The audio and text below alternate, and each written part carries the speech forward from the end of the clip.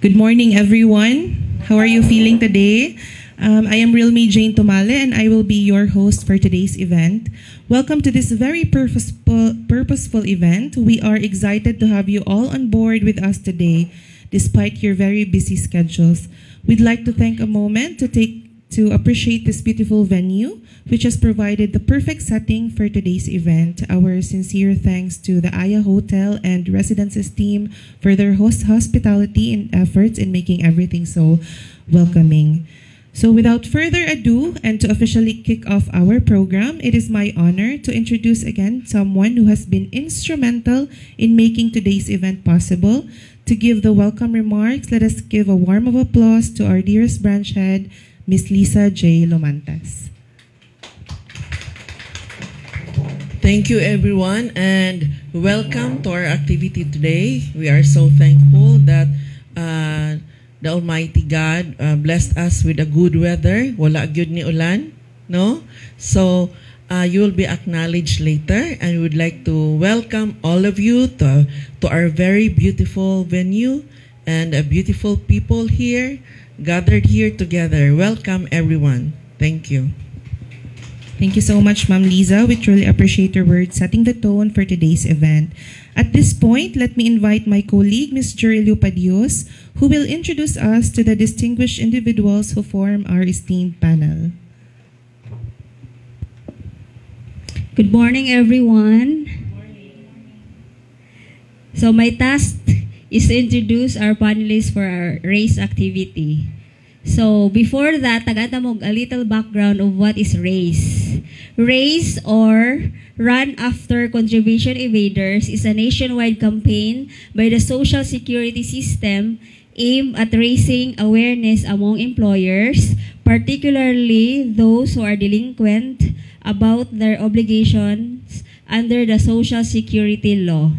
Through this initiative, SSS representatives personally visit these employers, offering them the opportunity to settle their delinquencies and avoid potential legal consequences. So our first panelist is a former SSS account officer. With a wealth of experience in coverage and collection, he has served in Cagayan de Oro City and Valencia City before being assigned to his hometown of Osami City. His expertise led to his appointment as section head of the Accounts Management Section. Our first panelist is Mr. Fritz V. Mabida. Our second panelist serves as Attorney 3 for the Mindanao North Legal Department in Cagayan de Oro City.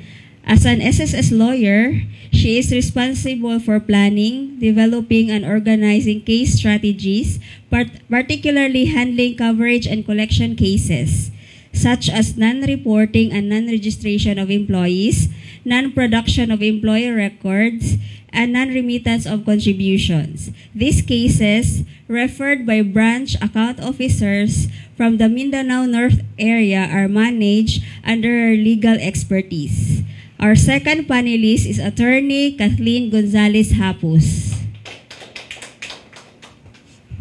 Last, but certainly not the least, is an account officer at heart. She began her career in Osami City, where her leadership, passion, and dedication as a section head earned her a promotion to branch head of the Social Security System Osami City branch.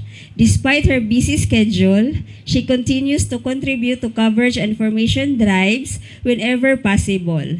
Please join me in welcoming a true public servant, Branch Head Ma'am Liza J. Lomantas.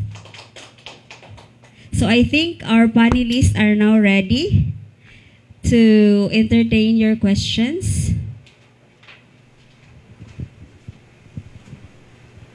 So ano na lang, before mo raise inyong question, i-introduce sa inyong self. Mayong buntag, Bal Cabrera sa Malidang Newsline.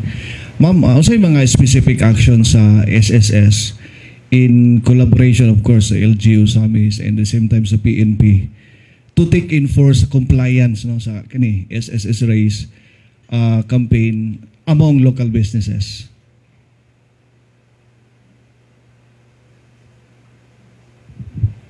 About the compliance. Yes, yes, ma'am.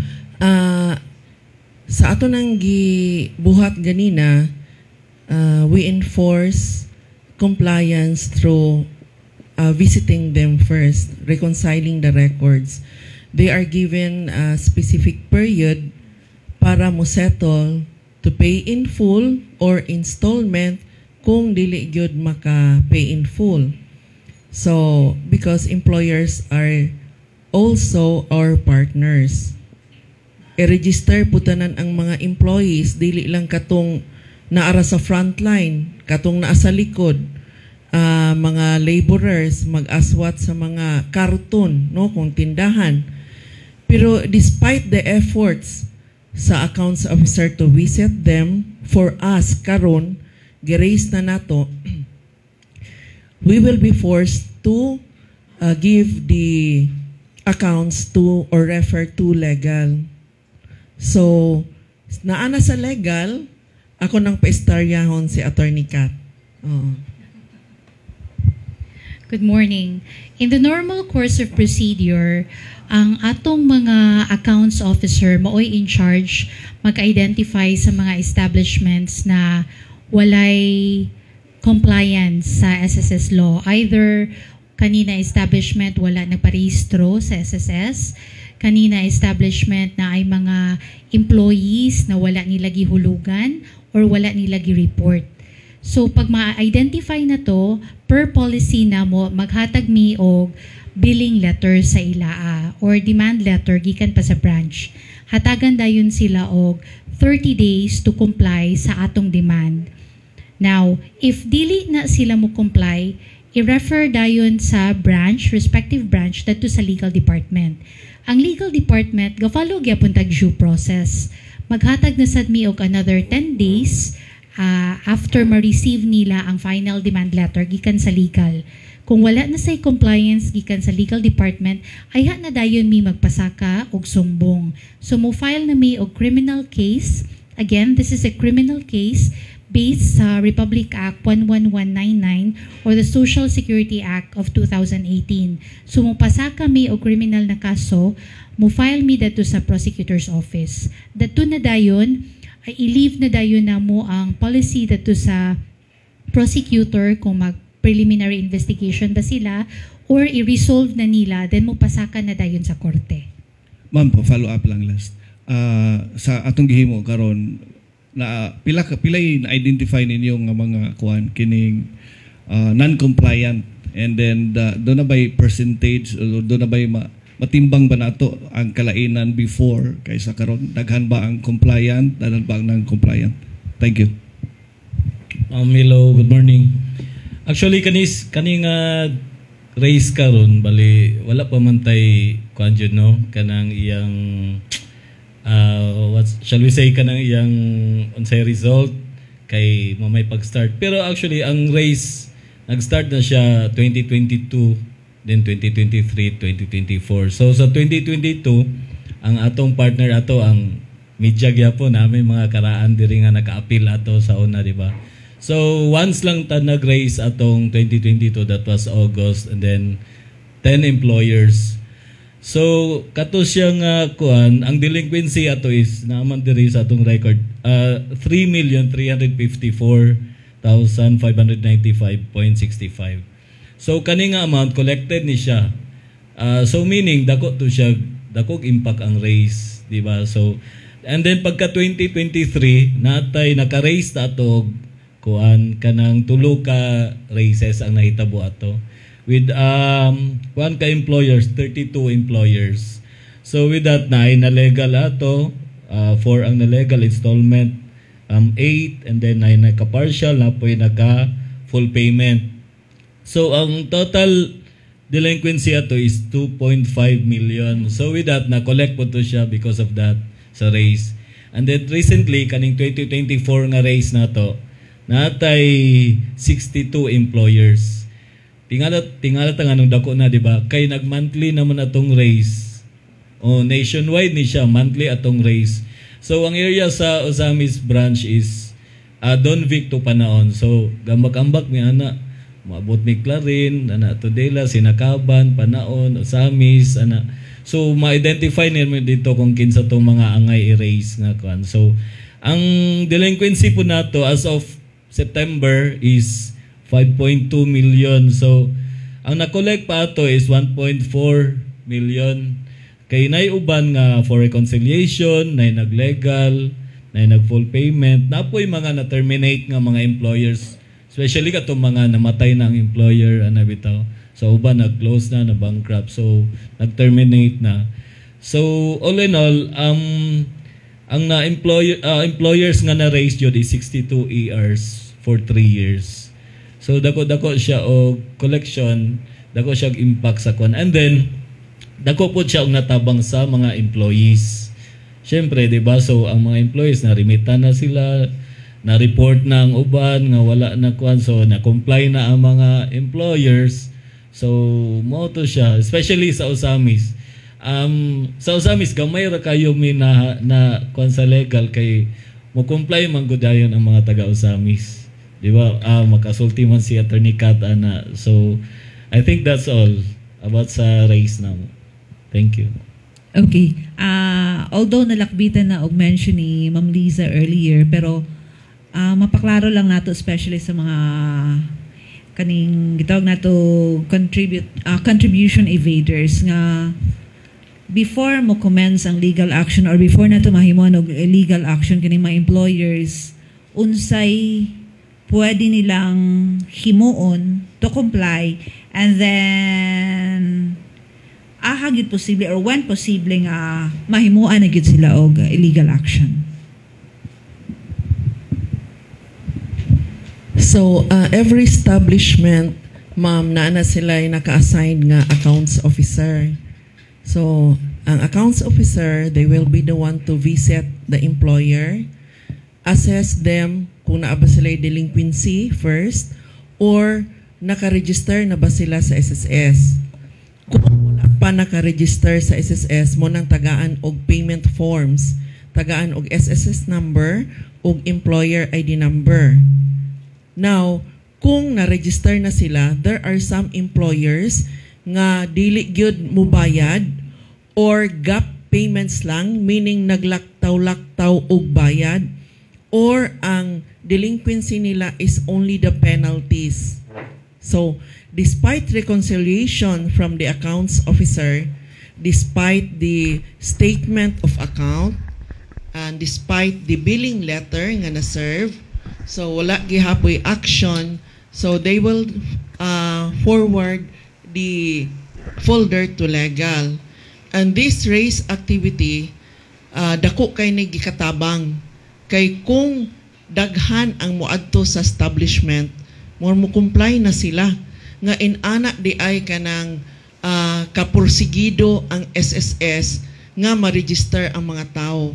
Unsa man ka importante kung ma-register, mabayaran ang mga tao sa SSS. So kung naay magdaot, no, mo absent man sila, naa sila'y sickness benefit nga maka-file. Mo file sila sickness benefit. Kung naay mga anak, naay maternity benefit. Kung pananglitan o naa sila'y college, dayon maglisod sila pagpa-eskwela, naa day educational loan, naa pagyutay salary loan, simbako og naay mamatay, naa patay funeral benefit and death benefit. And then, kung ang mga tao tanan, member sa SSS, updated pagbayad, so, dili na ta moadto pa mangayo og mga solicitation sa ato ang public officials, no? Pasalamat noon ta diri sa Osamis kay naagay ayuda. Pero in addition to that, kung member ka sa SSS, dili ra gyud ka magproblema og naa kay estudyante kung magkinahanglan kag kwarta, the time nga matiguang ka, naara gyud retirement, no? Naatay social security insurance, naaputay pwede pong i-invest nimo kay pananglitan og mag-maternity ka, naa kay 105 days nga maternity benefit. Sa una 60 days lang ni, So ni taas na ang ato ang funeral benefit from sa una 20,000 karon 20,000 to 60,000. However, kung ang contribution is 36 years or 3 years paubos, naagihapoy 12,000 pesos aside sa death claim. So kung tanan ma-member na sa SSS, makatabang na gyud kaayo. And I would like to take this opportunity to tell you that the LGU Osamis has signed a memorandum of agreement with the Social Security System this July, I think July 2024, and all the job order workers sa LGU pwede na mo katong wala pa nakasign sa salary deduction scheme kay para ma-member sila as self-employed. Pwede na mo ka-join o katong mga regular daghan na nag-avail sa regular no kay katong member na sa una pwede nila i-continue as voluntary. So I would like to thank our kinakusgan og maabtik nga mayor, si Mayor ND nga tan-aw gid sila, nagtan-aw gid siya sa mga JO nato nga dili coverable under GSIS. So katong mga JO sa LGU Osamis tanan na member sa SSS o katong wala pa nakabalo, so please feel free to join the salary deduction scheme kay mo nay programa sa ato ang gobyerno karon. Thank you. Okay, may buntag daw sa tanan. For the record, si Bernal Tixon ko sa Misamis Observer. Gusto lang kong ma-expound sa mga naglantaw daw karon makasabot sila. Kaysa ito ang paglakaw ko ganina, doon tayo gibistahan mga business establishments. Ato ang mga pila sa ako na istorya dito mga empleyado, nabalaka sila kay basog. Sa masira na ba niya mo ang cancer ang mga establishment. So gusto lang itong mapasabot sila karon naglantaw, especially itong nakikita na ito, nakalabay lang. Unsa gining race, tapos kinsa pod ang makabenepisyo dani sa ato ang gihimo karon nga activity. Dugang na ito pasabot para sa naglantaw nga kayo makakuan. O sa race, tapos kinsa pod ang makabenepisyo ani nga kuan activity na ito sa SSS. Sumala sa giingon ni Ma'am Jory kanina, ang race, meaning sa race is run after contribution evaders. So from that words katong mga employers or mga gitawag nimo ganina Sir Bernal nga business establishments nangutana kita ka sa kuha nga unsa dinhi mga negosyo ba ni antong tanan nga kuan na negosyo na mga kung unsa dira ginagmay mga sari-sari store tanan nga nag-involve og employer-employee relationship.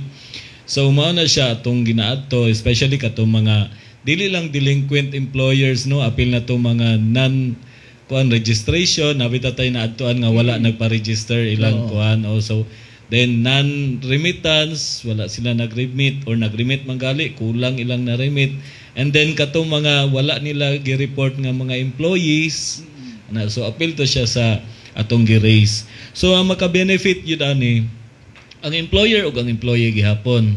Okay. Diba sa awareness, actually dili man ni siya panggulat sa mga employers, basig mga hadlok sila ba nga, uy na may mga kuan taga SSS.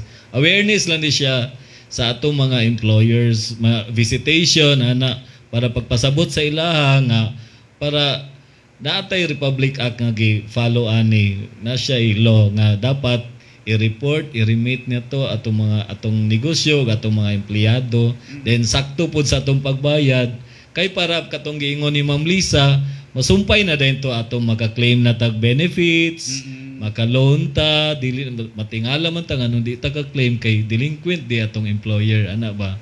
So ang employer ma-benefited siya sa raise kay uy ma-aware siya nga na di ingon ani dapat mo comply jud data, di ba? At the same time, sa employees po, ma-benefited gihapon sila kay because ato nga marimita na sila, tama na ilang pagkuan, kung pila ilang sweldo, sakto ang ilang remittance, then maapilan sila, ma-report na sila sa SSS.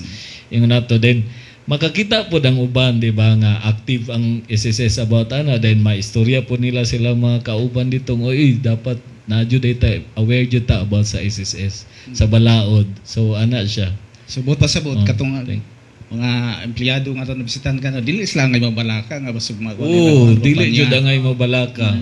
Malipay jud sila ato malipay sila lagi kay doon ako na istorya nga security guard tapos pila ka tuig daw siya wala daw siya kay putol-putol yang service wala daw siya contribution. Doon na siya na trabahoan kanya dito sa Tanggob nasa siya dito 5 ka bulan ra pud ang contribution wala gid napadayon adto karon. So unsa mahimo inana sir? Ang ingon na nga mga kwan, i-visit lang sa office. Kay labi na, para makita na to yung record. So, ma-advise na to siya og tarong unsay sakto dyan niya nga buhaton. Sige. Giunsa na to sa SSS, sir, sa pag-assess sa kuan kana mga business establishment sa mga employer. Usa na to pagkasayod nga kaning compliant o non-compliant sila. Ang kuan sir, every business establishment, mga negosyo, natay naka-assign na ng accounts officer from Don Vic to Panaon ang among area. So ingon na so naay monitoring atong mga accounts officer ana. So makabalo sila kung kinsa toy compliance o non-compliance. So ang ato diri atong accounts officer si Ma'am Jorilo Patios og si Ma'am Melody Grace Bistes silang duha. So naa sila record jud. So makita jud dito namo kung kinsa toy mga delinquent, kung kinsa compliance, pero ayan lang mo kabalaga kay more on compliance man ang mga country, mga business establishments, mga businesses diri sa among area or ang mga employers. So yun na. Kato nga ito nabisitahan ka na maka-epekto ba ni sa kuan sir? Kato sa mga employers sa inana nga nabisitahan nato na detect sila nga kuan non-compliant sila, wala sila kuan pa-register sa ilang mga empleyado sa inyo sa SSS. Dako kay siya effect. Actually with the blessing of sa atong sa LGU ni Mayor kay actually kung mag-raise May magpa-approve man jud ta diri din ma-approve man jud na ni Mayor kay naka-istorya mo pa before. So dako siya effect kay more on comply magodayon ang kuan ang employer. So yung nana siya. Murag win-win gyapon siya nga situation. So iba sa part sa SSS o sa part sa ilaha. Sige na dili na kito maglabad og mga kuan na mga complaint mawala na siya sa mga nana. If ever dili gid mo comply ang kuan sir katong negosyante unsa may mahitabo sa iya unsa may atubangon niya nga kuan katong sanction gipang raise gi-raise naman nato di ba sila. So taga-anto to sila og 15 days din katong giingon ni Attorney Kat. So i-refer na namo sila og legal. Pero actually more on visitation may kay ang ginabuhat sa mga accounts officer namo kay dapat kanang visible jud sila ba mo visit jud sila dito sa unsay mga problema sa ilang mga employers ana kay kung dili jud makaya nilag bayad pwede man ta nato i-installment pero depende sa amount nga kuan kay syempre napoy gamay kay nga amount alangan tagaan na tog 48 months di ba so nay gamay so depende sa amount then depende pod pila ka months ang atong installment so mao na mo ma-offer sa ilaha. So naghanap tag business establishment sa Osamis pero ato nabisitahan ka ganina marag pito lang to sila kabog no but pasabot kang mostly sa kuan majority sa taga Osamis nga mga negosyante compliant sa inyo sa kuan. Yes sir SSS. So ingon ana siya sir dahil na actually daghan among nalista pero pag visit sa amo kay atuan ba manggihapon namo sir before me mag-raise pag visit ni comply man so mo na lang to ang nabilin nga katong atong gi-visit actually daghan sila og nalista ato so ingon ana siya. Follow up lang ko sir, it means sige sir. Katong kanang daghan ang nag-comply ba? So pasabot ba nga ang mga businesses or business establishments sa Osamis kanang nagsunod gyud no in particular sa local government Osamis giunsa nila pag kuan ba pag implement sa local ordinances especially sa mga business? Yes sir. Bale. With that sir, unsa ka importante ang kolaborasyon sa local government unit and SSS implementing such kaning race campaign? Actually, pag naamangoy collaboration, kanang dali na to ma-implement ang cancer ba, ma-comply, di ba? So, dili na mo ni mabuhat kung wala tay collaboration sa LGU Osamis. Dili po nato ni mabuhat kung wala ang PNP. So, kinahanglan jud siya og kanang collaboration, proper collaboration jud kay kung sa amo lang dili mi kalakaw kung wala mo kulay kuan gid kanjud sa atong amahan bitaw, sa atong mayor ana. So with the blessing of kuan LGU Usamis and then sa SSS kabalo man sila ang LGU Usamis nga this is a monthly activity jud sa kuan. So naa jud si approval jud na ni mayor. Okay jud si mayor ana. Kay nagtan-aw pud siya sa iyang mga tawo ba. So dito na to makita siya ka responsable para sa dakbayan sa Usamis City. So that's it, sir. Yeah. Sir Glenn of Misamis News Network, mangutanan lang ko sa pagsugod nato sa race katong sa kaning SSS until now wala ba'y mga napasakaan yun og kaso nga naabot yun sa husgado sa siyudad sa Usamis lang? Wala wala jud siya nasakaan pero namin na legal pero so far wala pa may nasaka since 2022. So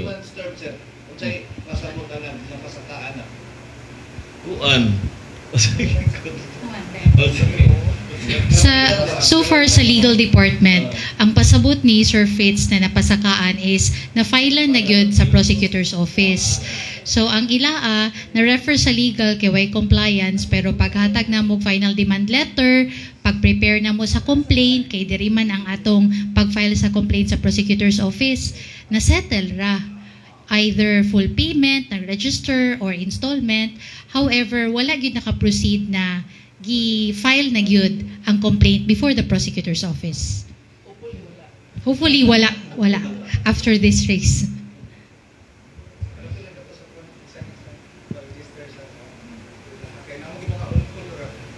Kanina magod sir, doon ay mga empleyado nga nalista daw unom la kay day mga on call, wala daw gi-appeal og lista. Unsa ikon sa SSS? Stand ani. Kisa magimotawag nga empleyado katorobang kuan daily gid sa report o unsa? Unsa may pamagian ni? Unsa bigaton? As long as naay control ang employer, di ba, tulo man na the right for wages, the right to hire and fire. So kung pananglitan mo yun sila og on call lang, unsaon man pagkabalo nila nga kanang on call lang, maitsag on call, unsaon ang pagkabalo na mo. So ang accounts officer mo conduct na siya og visitation, no? Mag head count. Dayon gwapo pod og ang mga tao mismo moadto pod sa opisina. Kay panalitan pag adto na mo gitaguan sila sa CR. Sa anong pagkakita? Correct, no? No? Na may mga inana. So maski lang og moadto lang sila sa amo then dili lang nila kung mahadlok gid sila ba. Dili lang sila mutugan sa ilang ngalan pero there must be cooperation pod sa empleyado kay ilaha man nga benepisyo. So mayon og contractual raman ko. Kuan naman ko, on-call raman ko. Iya pag ato sa accounts officer nga, kapila man yung on-call nga, naaman ni kanunay dire. So, naaman gunay employer-employee relationship. So, mas dako ang bayro nun sa employer kaysa employee. Naaman ay bracket. Pananglitan 5,000 ang sweldo, pila may deduction sa employee, pila pud sa employer. So, importante kay para matagaan o kumplito nga benepisyo ang mga tao labi na sa mga private companies. Luoy ba na sila? They are not covered by the GSIS. Kung mahilantan sila, maka-absent sila, wala biya sila paingnan. So, it is only the SSS who will give them the benefits. No. Tinood ko to ma'am no kay kanina lagi itong istorya na akong security guard ako sa mga tao okay ra pud ka wala kay benefit mag-retire na kahapit mabala ka pud siya lagi kay basog dida pud sa renew sa iyang agency inana ba nalang ko idugang gamay aside atong sa explanation ni Ma'am Liza ang ato sang account officer pag visit ana nila sa establishment naagya po na sila authority na mo require of production of records. Unsa man na siya. Mo require sila sa business establishment to present the payroll or attendance sheet para ma-identify kung kinsa gyud tong mga empleyado, whether part-time basis or full-time basis. So mo dayon to ang basihan nila sa pag-compute kung pila dapat ang bayrono na SSS based sa payroll. And ako sang i-aware ang atong mga business employers na kaning dili pag-produce sa mga records usasad ni siya sa violation sa SSS law. So dili lang sa dili pag-remit, dili pagrehistro, dili pag-report sa empleyado, apil ang dili pag-produce sa records. So isa gyapon na siya sa way na maka-violate sila sa SSS law, which is pwede gyapon namo sila pasakaan og kaso tungod anang wala nila pag-produce sa records. And kadtong sa imong gistorya sir sa security guard, sad to siya na story, pero dapat i-aware sa namo ang mga members na through digitalization, i-encourage namo ang members na mag-register through our website sa ilaang mga SSS membership. Kay kung unsay among makita sa opisina, makita sad nila online. So aware ang empleyado na ma-empower ang empleyado to check whether or not ang iyang kaning employer naghulog. Kay kung makita niya na wala naghulog pila ka bulan, pwede siya mo complain direct sa iyang employer. Pwede siya mo ato sa opisina mo complain para mabisitahan, makakonduct me o proper investigation. O say solusyon na sa kwan, dili mas mga empleyado man ba? Kay sa ako nadungkan ko, doon na yung mga dagko mga tindahan nga ipaginan na sa empleyado nga sa kwan sa tindahan. Doon na po iagi og agency. So kung ato ditong isa-isa silang tindahan, ang empleyado na lista ang katong sa agency nga mga employer nila ipang-hire, posible nga dili makuan, dili nila ma-submit. Unsay solusyon ani kay doon ako dunggan nga kuan gud agency ra man gud mi sir o nga dili mi makita sa kuan. Sakto na sir kay under manggod sa labor sir pag agency lahi na siya, dili na sila direct employee sa business establishment, kinag-hire man sila agency. So kadtong agency mismo ang maghulog sa ilaha. So it doesn't mean na kung agency sila, wala sila hulog. Dili lang directly from the employer na asa sila nagtrabaho, kundi dito sa agency. Ana. So sabot ka mo gasubay mo sa agency ka mo. Yes. Okay naman sa tay mga jurisdiction kung dako na kaayo na business establishment na tay gitawag na large account. So dili na siya under sa branch na category, lahi ang ga-monitor ana. Pero mangayo mi og tabang sa mga empleyado na dili man gud namo ma-monitor tanan sa kadaghan employees. So ga-encourage namo sila na mo visit sa office kay para makakonduct mig proper investigation kung kinsa tong mga business establishments na dili compliant. Kay dili namo makaya tanan og subay. Doon na ba maagi ma'am ang empleyado makamonitor siya sa ang contribution online karon? Yes sir, motong akong gimension kaganina kung magparehistro siya through our website na datoy member, as member, makita niya unsay among makita sa office. Makita niya tanan dadto kung girimit ba sa employer ang iyang contributions, kung girimit ba sa employer ang iyang loan. Makita na dadto tanan sir. Motong kung naay mga gaps, na ay mga months na walay hulog, whether sa contributions or sa loan, pwede ireklamo sa opisina. Correct, no? So, kinahanglan abtigabod ang empleyado nga mag-sukit-sukit, no? So, in addition, nga katong gunsaon pag online, sa ako nang giingon ganina, katong sa office, mo yun magyud ang uban nga, di mo ko kabalo, sa man ang online, ma'am. So, moadto ka sa www.sss.gov.ph. So, to assist the members nga giingon nato nga dili techie, we have an e-center in every SSS offices. E-center means electronic services. So, moadto lang sa opisina na inyo na lang magpa-assist ko online. So, we will assist you online o unsa pag-file, unsa ay pag-file og loan. Kinahanglan gyud mo bisita lang sa opisina kung dili gyud kabalo. Dahil katong kinahanglan og guide na apoy guide, no? So mao na kay gwapo man gyud maka-online ta kay para ma-check nato ay wa pa man da iko kabayad, wa pa daay na post. O, na-deductionan na ka sa imong contribution. O, palagi na post, ma'am. Ano ninyo. Or imuhang loan. Na-deductionan, dako palagi ako ang balance. No? So, for all delinquent borrowers sa loan, tanan, naaman da itay condonation karon, walay expiry.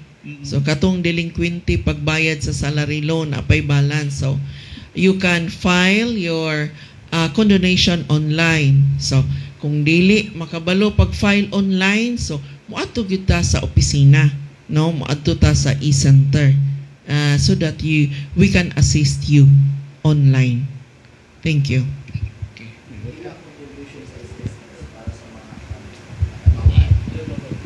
Pila ang minimum? So, sa pagkakaroon, ato ang self-employed is 570. Atong maximum is, I think, 4,230.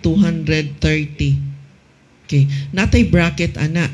So, ang SSS is also an investment. So, kung gamay imong i-invest, gamay po kag makuha. Pero dako po kag i-invest, dako po kag makuha. And then, we also have a program called Pension Booster. Sa ngalan palang Pension i-boost. Pension Booster. Kung gusto ka og dakog makuha in the future, so you can invest in the Pension Booster nga I think karon it's 7.2% interest na.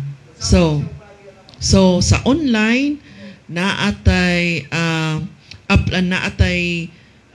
application dito, real application, i-click lang nimo ang kung mo-appeal ka sa Pension Booster. So naara dito dayon. Mandatory na siya for those salaries 20,000 and above. Pero kung gamay ra ka og salary, pwede gihapon ay voluntary ka mag-contribute ana with a minimum of 500 pesos per month. As long as pag bayad nimo karon kinahanglan updated po ka sa imong contribution for this month. Okay, so i-encourage na ko tanan to invest in pension booster kay mas dako pag yun na siya interest and it is guaranteed by the government.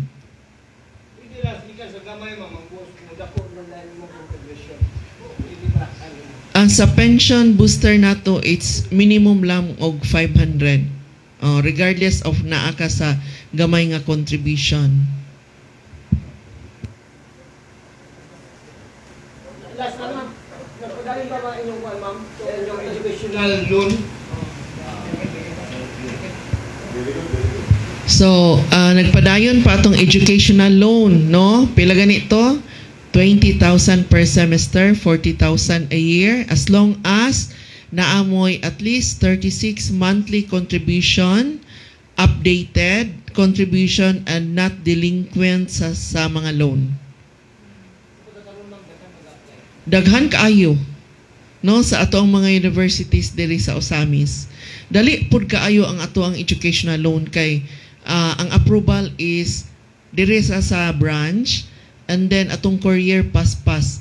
I think 5 to 10 working days na ana. So paspas ka itong educational loan. Katura pong dili ka afford gyud o katong maka-afford pag loan, maka-afford o pagpa-eskwela sa ilang mga anak, pwede ra po dili. Di na siya kanang mandatory nga mag-file gyud ka og educational loan kay tan-awon man pod ang salary nimo, ang bracket nimo. Kung taas ang salary bracket, dili pod, pero kung 20,000 and below, 25,000 and below nga salary bracket, pwede ka matagaan or mo-qualify ka for educational loan. Sa employer na magsugod og bayad, pila ka tuig siya bayad sa iyang mga employees? Sa employees? Kung ikaw employer, as long as nagtrabaho din ang mga employees, bayaran gyud na siya. Pero kung sa empleyado pod, kung muhawa na siya sa establishment, muhawa na siya, so pwede niya i-continue as voluntary paying member. Pag abot na siya sa 60, kung iyang contribution is naanay 120 months or 10 years, ang minimum, pwede ni siya mo file og retirement. Pero kung 60 years old na siya, dayon nagtrabaho pa siya sa private companies, dili pa siya muundang og bayad. Unsa may effect ana? Kung more than 10 years ang contribution, mudako pod ang imuhang computation sa imuhang pensyon.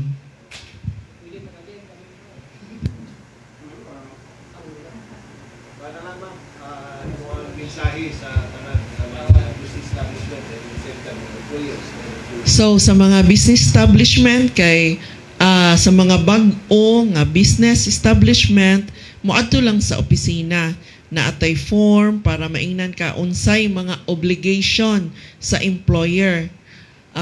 Unsaon pag-report, kanus i-report, how much to pay the contribution of the employees. Kay mandatory ni siya na atay balaod sa SSS nga i-comply. Kung mag-start ka og business, kinahanglan na ka mag-research unsa man ay obligation nako sa City Hall na man na iko'y bayaran. Unsay obligation nako lain sa SSS pag-report, sa pag-ibig, sa PhilHealth. So giauhag nako tanan nga mga members nga kung naamoy kinahanglan mog assistance sa online, please feel free to visit us sa Social Security System at bang ragyod ni sa LGU Osamis tapad sa Mercury Drug Corporation. So, we will be all happy to assist you in any way we can. Thank you. And also, I would like to thank our LGU Osamis pagpadala sa atong Asenso Osamis News Channel and all the social media no nga naa diri karon, our PNP personnel sa kanunayong pagtabang og ato ang mga partner sa ato ang trabaho. Thank you very much. Alright, thank you everyone for your thoughtful questions. With that enriching discussion behind us, it's time to recognize the contributions of our esteemed participants. So we will now proceed to the awarding of certificates and tokens of appreciation. A representative may come forward to accept the honorary certificate and a small keepsake as a token of our gratitude.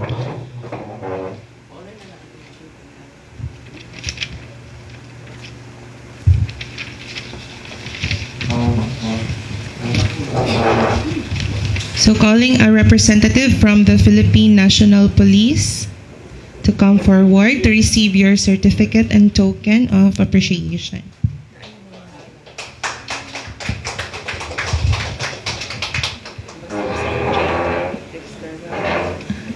Police Master Sergeant Dexter C. Buhian and Police Corporal J. Albert Detalia. Round of applause, please.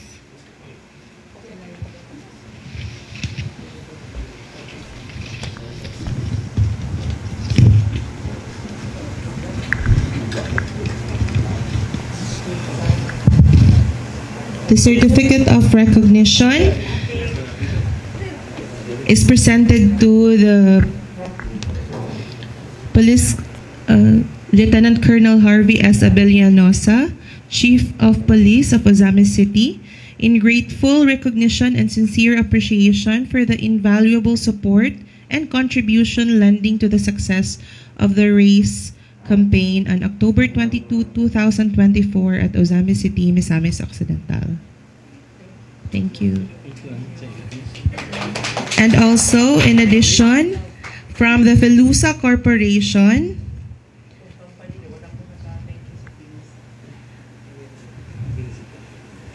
and our token of appreciation, please accept these gifts as our heartfelt thank you to your participation in this event.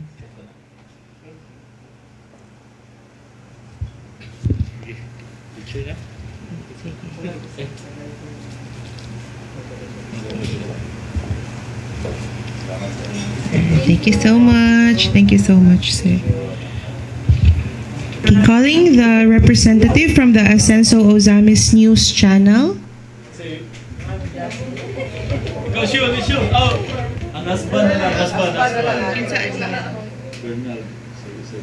Sir Bernal Texon. Sir, please accept this certificate of recognition. In grateful recognition and sincere appreciation for the invaluable support and contribution lending to the success of the RAISE campaign on October 22, 2024. And also, a token of appreciation.